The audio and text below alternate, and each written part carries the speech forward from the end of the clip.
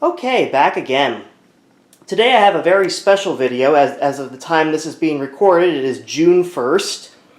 And I figured to kick off summer, because summer officially begins in June, I figured I would do a video about a piece of oddware that I came across recently. Now you may remember that I did two videos about UMPCs, one on the Samsung Q1 Ultra Premium, and one on the Sony Vaio VGN UX280p. But now I have a new UMPC in my collection, and we're going to take a look at it today. And since I want to make this an extra long video, you guys get to see me install an SSD in it. And I probably should have blurred out my address, so I'll have to do that in editing, but whatever. Anyways, so what we're going to be doing is we're going to take a tour of the Lifebook, and then we're going to boot it up, see if it works, and then we will see if we can't get the SSD installed. I did get the original recovery disks for this, for Windows Vista, so let's take a tour of the machine first. We'll boot it up, we'll see what we got, and then we'll start the upgrade process. So here's the top of the machine. This is the Fujitsu Lifebook U810. So on the top here you have your controls for the mouse. This is the mouse cursor over here. It's very similar to a track point on a ThinkPad, and your left and right mouse buttons here. Two function buttons here. I think actually that's for zooming in and out. Function button here. On the right hand side we have the DC in jack, SD card reader, which I believe does support SDHC, volume wheel, which is not an actual wheel, it just you push it and it adjusts the volume. You can also push it into mute. TRS jacks for microphone in and headphone in. On the front we have a docking connector, which can also be used. I did get the little plug that goes to VGA from this, so if you want to plug it into an external monitor, that's an option. A little uncommon though, there is a CF card reader on here, and if this were like a Toshiba Libretto, I would probably use a CF card to install Windows 95 or 98. Power switch here, and behind this little flap, we have a USB 2.0 port. And then, of course, the battery on the back. Now, I'm going to make a statement here. Some of you might disagree with this, but I'm going to say it right now. These Fujitsu batteries never die. I've had 4 Lifebooks in my collection, and out of 4 older Lifebooks, only one had a battery that was sort of weak. But unlike regular batteries where they just go flat immediately, this one actually discharged at a steady rate. So we're going to find out if that holds true with the U810 here as I readjust the camera. Oh, I forgot to show the inside. Of course I forgot to show the inside. Anyways, let me just adjust the camera here. Okay. So we've got a nice little keyboard here, very dinky keyboard I might add, but what do you expect for a UMPC? This does have Bluetooth, Vista Basic and Energy Star. Believe that's a 5 or 6 inch screen, resolution of 1024 by 600. Got a webcam up here, probably a 0.3 or 1.3 megapixel camera. I'm betting it does not look good, and I'm sure that the internal microphone here sounds like crap too. Here is the stylus for the tablet. Yes, this is a tablet PC. As you'll see right now, you can swivel the screen just like that. And there's also a biometric reader here, so you don't have to log in using your password. There's 3 other buttons. I believe these are function buttons and a button to rotate the display. All right, I think we've covered enough about the intro. Let's boot this thing up. Here we go. 3, 2, 1, go. I'm actually going to go into the BIOS really quickly here. So on Fujitsu's, you click the mouse and go to BIOS Setup. Let me get the camera zoomed in.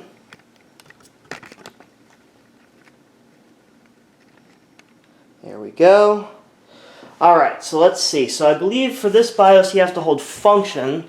The date is not quite right. Thinks it's December of 2009. Yeah, you actually have to use the, you have to hold function and hit the arrow keys, because otherwise it just says you can't. Yeah. So we change the date. I did want to do something with the, I think there was a tablet option in here somewhere. Yeah, touch panel setting. I want to set that to tablet.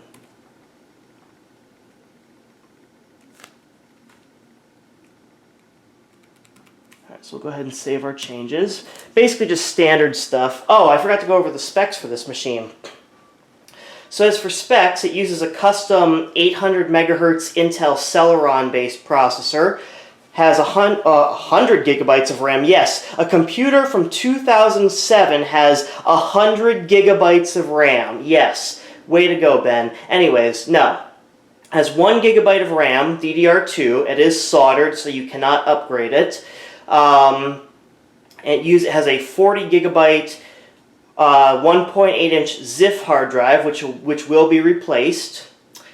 And yeah, and I'm going to be putting a King Spec 64 gig SSD in here. It's currently running Windows Vista Home Premium 32-bit with, actually it's Vista RTM. Yes, I did boot this up before, but I didn't see if the battery worked, and so far that battery is actually looking like it's holding a charge. So that's pretty cool. The camera is just freaking out here because it's trying to focus. Maybe if I move out of the... There we go. Yeah, I was going to say, once something comes on screen, it should focus. I did clean the camera lenses, so this camera just goes insane when there's nothing on the screen. All right, Windows Vista Home Premium. Looks like there's no password. Oh, maybe this might be the original installation. I see all the, yeah, this is the original installation because look at all those icons on the desktop. Yeah, I didn't actually boot this up into Windows. I booted it up into the BIOS, but not actually into Windows. So, yeah, that's cool. Or actually, no, I'm sorry, I scratched that. I was thinking of another computer. Yes, I did boot this into Windows. I just did it off the battery. Sorry, I'm losing my mind here. Okay, yeah, it has the magnifier turned on by default, which I do not like. And there's no way to close out of it except go into... because I can't actually click the close button. I'll show you what I mean here. See, I try to close it, and the button doesn't light up, and I can't get out of it. So what I have to do is I have to come down here to the taskbar, right-click, and hit close, or go to Task Manager and kill it from there. But yeah, Vista, this 40 gigabyte hard drive doesn't do so well with Vista, especially because you can just see how poor the performance is here. So what we're going to be doing is we're going to be swapping out the failing hard drive in this computer, and we're going to be replacing it with an SSD.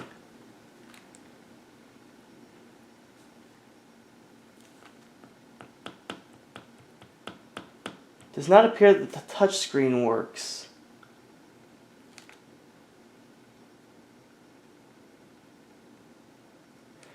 Yeah, I think I did see that before, where the touchscreen wasn't working.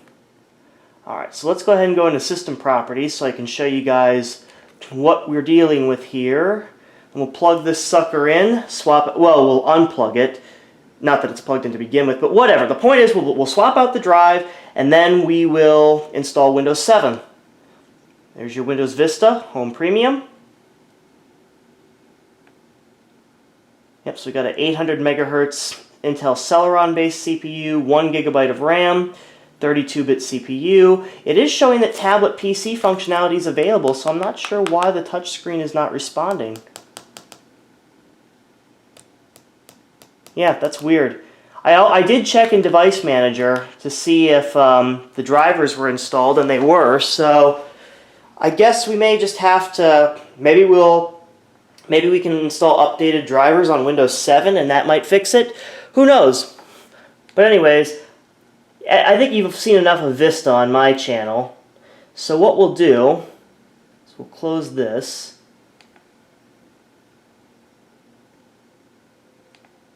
We'll shut down, and we'll prepare this computer for surgery. Alright, so I got the laptop shut down and flipped over, so we're going to remove the battery here. We're going to install our SSD. Now, if they sent me the wrong SSD, so help me God, I'm going to put somebody through the wall. Let's see. Okay, good. It is the ZIF interface. I was worried because I ordered a ZIF SSD once and they sent me a mini PATA SSD and not a ZIF ZIF is a PATA interface, but the connector is different for mini PATA versus ZIF. So to get to the hard drive, basically what you do, Fujitsu made it pretty easy. You unscrew 4 screws on the bottom, just like this. And then once you have the screws out, the bottom panel just pops off just like that. And you have access to the hard drive here and wireless card here. So we'll take our SSD out of its static protected bag.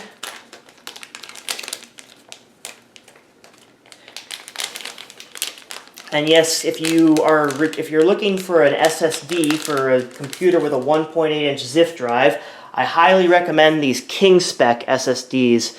They're about the best you can get. But it's better than nothing, right? So anyways, I'm going to go ahead and lift out the hard drive here. Okay, there's a shock cover. We won't be needing that because we're installing an SSD. So let's see here.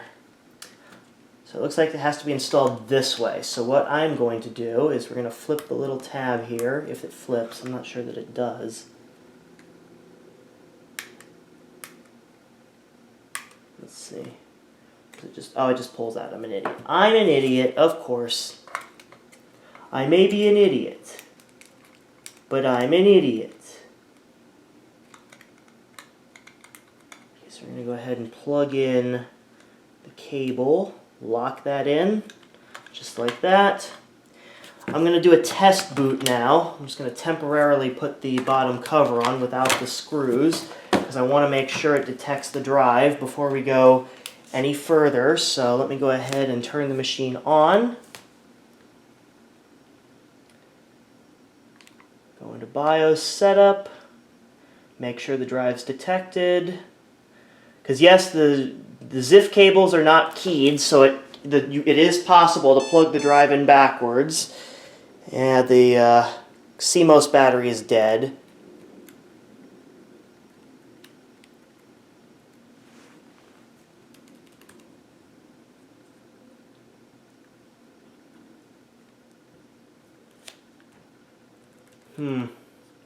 Not able to use the keyboard. That's not good.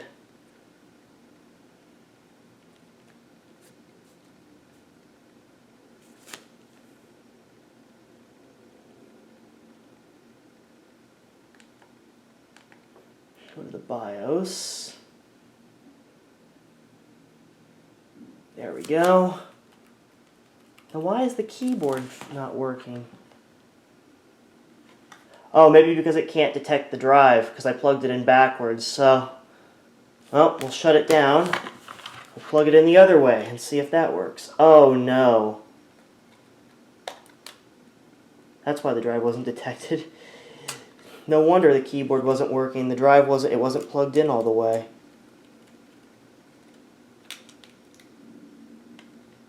Alright, let's try the other way. See if that helps. Alright, so plug that in.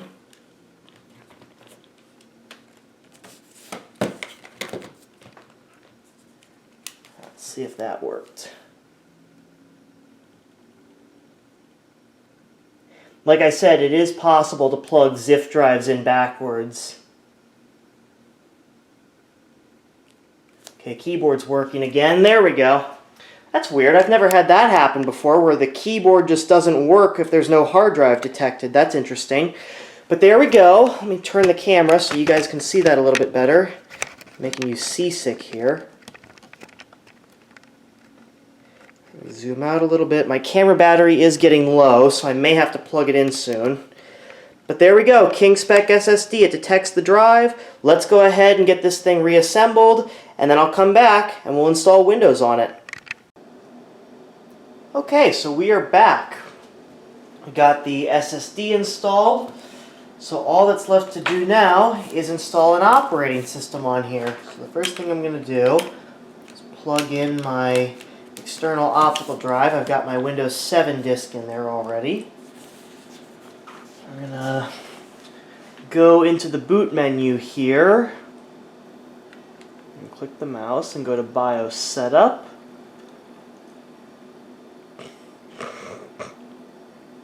Or wait, no, that's not what I wanted. So yeah, save changes and exit, but I didn't want that. I wanted the boot menu. Pay attention. There we go. Alright, we're going to go to the boot menu. We're going to choose the optical drive. And hopefully this drive has enough power on over USB. Nope, there we go. Windows is loading files. Okay, I was afraid I was going to have to use my Lenovo drive because this optical drive that I'm using here is the verbatim drive, and it does not. It is a it's a bus powered external optical drive, whereas my Lenovo USB external optical drive is self powered. So sometimes an issue that I run into with these optical drives is it doesn't have enough power to read over USB to read a disk. So fortunately, it looks like this drive is getting enough power from the USB bus, which I'm surprised for. On most of my UMPCs, I've had to use my Lenovo drive. But this one seems to be working fine, so that's sort of interesting. I guess one thing I neglected to do was I forgot when I had Vista on here, or the old drive, I didn't get the make and model of the wireless card. So hopefully Windows 7 has the driver for that. I hope. If not, then what I'll have to do is I'll have to put the Vista drive back in temporarily. And you know, then just see what card it had, and I'm sure there's a Windows 7 driver at least. So, okay.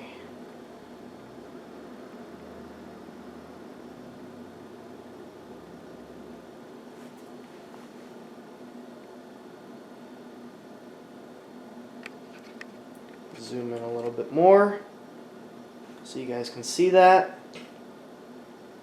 Alright, Windows 7. And as for the edition of Windows 7 that I'm choosing, let me just see, yeah, it didn't load the touchscreen drivers. As for the edition of Windows 7 I'm going to be using, just because this computer is not able to run Aero and Vista, I'm choosing Windows 7 Starter Edition, which does not have Aero. Mainly because, and also because of the low-end hardware. It only has a gigabyte of RAM and an 800 megahertz custom Celeron CPU. So I think Starter Edition is probably the best bet for this computer. Plus, it uses an x86-based CPU, so I figured if I'm going to be installing on an x86-based system, Windows 7 Starter has no 64-bit version. So there we go. Windows 7 Starter. These license terms are an agreement between you and the computer manufacturer, and oops, I accidentally hit next and didn't read it. What a shame. Okay, there we go. It detects the SSD. 64 gigs. Let's install it there. Alright. So, you guys have probably seen this install, for most of my viewers, I'm willing to bet, have seen Windows 7 installs 10 million times now. So I think I'm going to pause the video here, charge my camera battery a little bit more, and then I'll come back when the installation is done and we're at the desktop. See you then.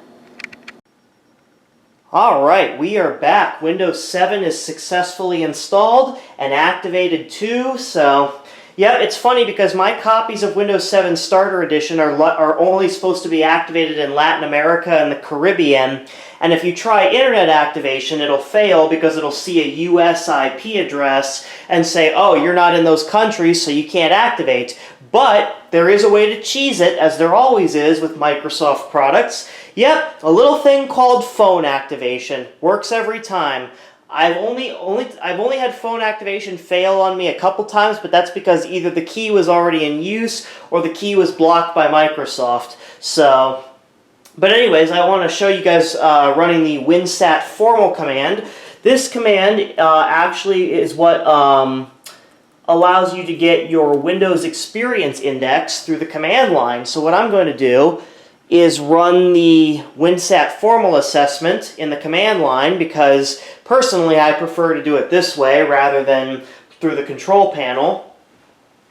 But yeah, other than that, installation looks like it succeeded, and the best part is it got all the drivers. Well, except for like the fingerprint driver and the touch panel, but I have Snappy Driver installer, so that's the next thing I'm going to do. Once I get Service Pack 1 installed, I'm going to get Snappy Driver installer and get the biometric sensor and touch panel drivers installed. Yeah, but everything else, audio, video, network, was all picked up by Windows Setup. So I'm very happy to report that Windows 7 is still awesome, even in 2021. Yep, even 1 year after its end of life, official end of life, Windows 7 still kicks ass. So I'm going to zoom out a little bit so you guys can see that a little bit better. Let me just adjust the camera. This camera, I swear, it's drunk. It should go home. It's too drunk to record. Come on. Yeah, it's the best I can get. But yeah, Windows 7, I mean, and the interesting thing about this is why I believe Windows 7 is not dead at all. I'm just going to go on I'm just going to tell a little story while Windows does its thing here. The reason I believe Windows 7 will not officially be dead until Windows 8's end of life in 2023, 2 years, is because Windows 7 is still technically supported by Microsoft if you have Windows 7 Professional and you pay for an extended support contract. Now, I know there is a hack tool out there that's probably been patched at the time of this recording that downloads the paid extended security updates for Windows 7 after its EOL, but honestly, even though the other editions of Windows 7 are not receiving security updates, you can still run modern software on Windows 7, like Google Chrome, the latest version of Adobe Acrobat Reader. You can still install antivirus software like Security Essentials and Avast. All those still support Windows 7 despite it being out of support for over a year. So, Windows 7, it looks like the assessment's almost done here. Oh, it's still going. Never mind. But yeah, even though Windows 7 is officially dead according to Microsoft, I don't consider it dead because program vendors still support it, and you can still browse the web safely on Windows 7 because browsers like Chrome, Firefox, Opera, hell, Microsoft even released the new Microsoft Edge for Windows 7 and Windows 8. So that just goes to show you that Windows 7 is still alive 1 year after its official demise. So, and that's why, and honestly, for a computer like this, Windows 7 is a perfect choice. It's compared to Windows 10, it's very lightweight. It, doesn't require, it's not as CPU intensive as Windows 8 or Windows 10, and it just runs a lot better on this hardware, and that SSD really helps the performance. So honestly, I think I'm just going to leave this as a Windows 7 machine. But yeah, that's my take on it. Is it done running the assessment yet? Couldn't find a codec to decode this file. Well, of course it doesn't have the codec because it's Windows 7 Starter Edition. It doesn't include codecs to decode video.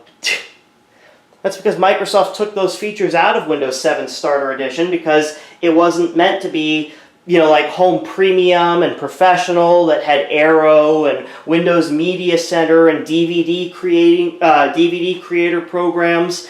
So, no wonder it can't. Maybe, I don't even know. If this fails, I don't really care.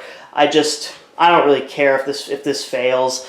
All I care about is that Windows was successfully installed, and we can go get 9-ite now and start installing some applications on here. So, I'm going to go ahead and pause the video here, and I will come back when we have all the applications installed. So it's a day later, and I finally got this machine up to date, the Fujitsu Lifebook U810, that is. So I got Windows 7 Service Pack 1 installed after quite a bit of well, actually not really that much frustration. It's just because Microsoft doesn't offer the download on their website anymore, I had to go to the update catalog, which is still Microsoft, but whatever. The point is, I got Service Pack 1 installed, so now the only thing left to do, which is the fun part, is get the rest of the drivers on here. Now, I'm going to go out on a limb and say this. I have never had luck getting Snappy Driver Installer to actually work. Every time, no matter what computer it is, every time I try to launch the program, it just crashes upon starting. So my guess is we're probably going to find the same thing here. But maybe not. So here's what we're going to do. We're going to head to Google first.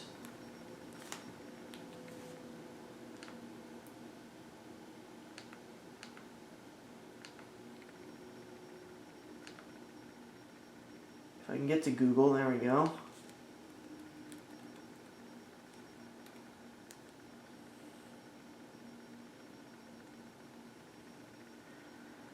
And we'll get Snappy Driver Installer here.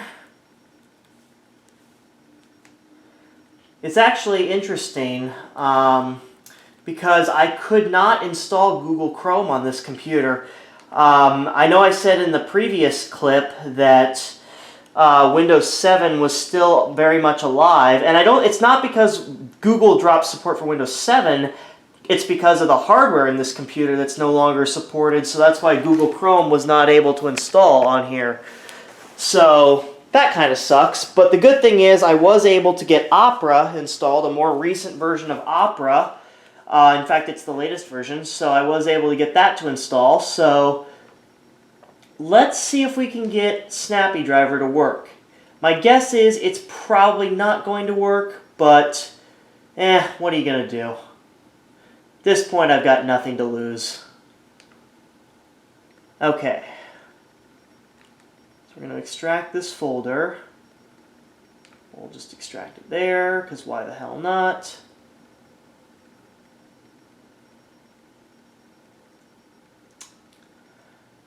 I don't know what we're going to find here. I did try using Snappy Driver Installer Origin, which at least I used to have better luck with, but let's see. Alright, so we want x86, that's this one. Watch it crash. Oh my god, are you serious? Are you serious? Right after I say I never have luck with Snappy Driver Installer and that it always crashes, the one time I'm expecting something to go wrong, it frickin' works. Okay. Well. Alright. Well, okay. Let's see here. We want to download the indexes only for right now. Son of a... Well, you know, it's funny because I know a lot of people say nothing ever goes wrong on my channel. That's the weird thing about Windows Firewall. It's hiding down here.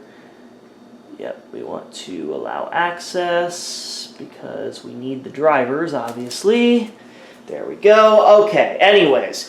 Yeah, but like I was saying, you know, you watch other tech YouTubers like Druaga1 and Crazy Ken, and everything goes wrong. But it's like I mean, I always forget to hit record when things go wrong. It's like, I guess because it's just, I don't know if you guys enjoy stuff going wrong on my channel, but you know, it's like it's funny every time I say, oh, this is going to work out just fine, doesn't work, and every time I say, oh, this is not going to work, it works perfectly fine. So. Oh boy. Well, I'm going to let this run. And when I come back, I'm hoping that... Okay, it's just now downloading the indexes, of course. Anyways, I'm going to let Snappy Driver Installer do its thing. My camera battery's low again, so I'm going to charge it for maybe another half hour, see where it gets me. And I'll come back when we have all the drivers accounted for. Alright, after screwing around in shop class, yes, I actually just watched that South Park episode. Brings back some pretty cool memories from back in the 90s. Actually, I was a little kid in the 90s. But whatever, we're not here to talk about South Park. We're here to talk about the Fujitsu Lifebook U810. So, where we left off, I got Windows 7 Starter Edition installed. I did try to install Microsoft Office on camera, but it just goes to show you should never buy Microsoft Office product keys from these no-name vendors. The reason being is because when I tried to activate mine, it said the product key was used too many times, even when I tried to activate by phone, which usually works. This time it failed, saying the product key was already in use. So just goes to show, if you're going to buy Microsoft Office, don't buy it from these cheap jerks online. I could have used a different word there instead of jerks, but I'm trying to be more mature and watch my language. So anyways, so there you have it. So let me go ahead and just pull up the system info. If I can type. So let me go ahead and pull up the system info so you guys can see it. If it'll load here. There you go. So if you want to read all that, be my guest.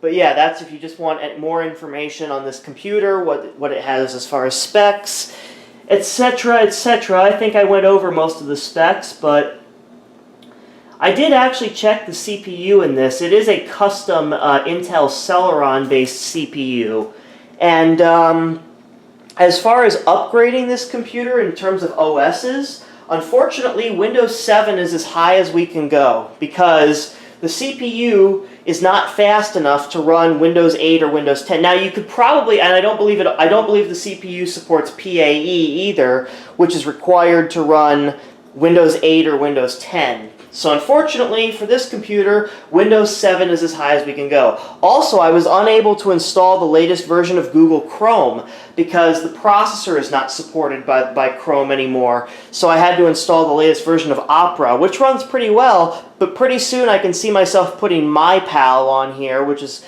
a Pale Moon-based browser designed for Windows XP, mainly because, it's... like I said, I can't go any higher than Windows 7 on here, but honestly, I think Starter Edition is a good choice for this computer, being it only has an 800 megahertz Celeron and a single gigabyte of DDR2 RAM, which is soldered and cannot be upgraded. So honestly, I think I fared pretty well installing Windows 7 on here. Especially, and the SSD definitely helps with the performance. I've noticed the computer is a lot faster.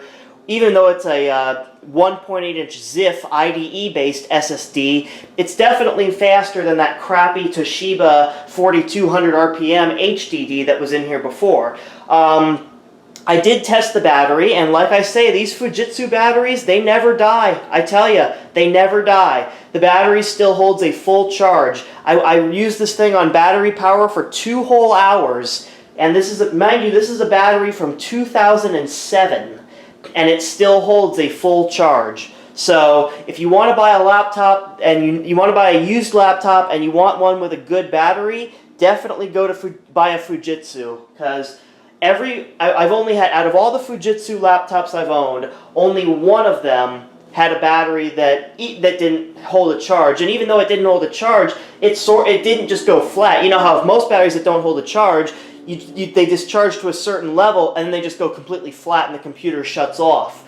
But this one, just the battery power just went down pretty quickly and eventually got to 0 and the computer would shut off. But yeah, this battery is 14 years old, still holds a full charge. So Fujitsu, kudos to you for making such awesome batteries. Anyways, I think that's a good stopping point for today. I may do future episodes on this video.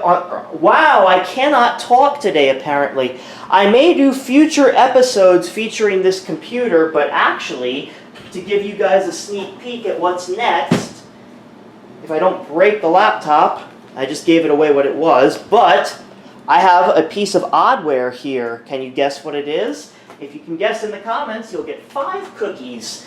Anyways, that's a good stopping point for today.